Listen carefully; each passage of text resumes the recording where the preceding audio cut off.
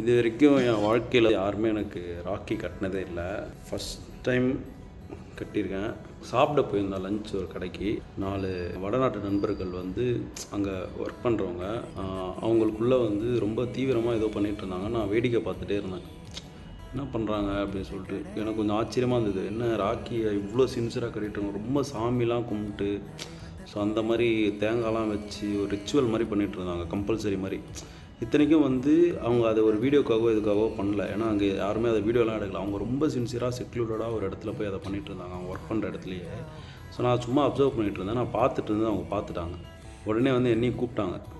ஐயோ எது கூப்பிட்றாங்க, எதுக்கு பார்க்குறீங்க கேட்க போகிறாங்கன்னு நினச்சா என்னை உட்கார வச்சு எனக்கும் ஒரு அரைகுறை அப்படியே, எனக்கும் அவங்க பேசுறது புரியல, அவங்களுக்கும் நான் பேசுறது புரியல. பட் ஆனால் என்னை உட்கார வச்சு ராக்கி கட்டினாங்க.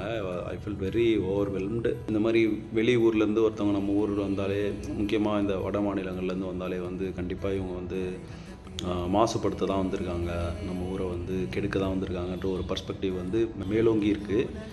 பட் அது இல்லை, நாங்கள் அன்பையும் பரப்ப வந்திருக்கோம் அப்படின்ற மாதிரியான ஒரு கெஸ்டர் தான் இன்றைக்கி நான் விட்னஸ் பண்ணேன். So it's not about the whole community, it's all about the individuals அப்படின்றத மற்றும் ஒரு முறை எனக்கு உறக்க சொன்னாங்க இன்றைக்கி நான் சந்தித்த அந்த நண்பர்கள். மனிதம் வென்றது இன்னொரு வாட்டி. Humanity still exist.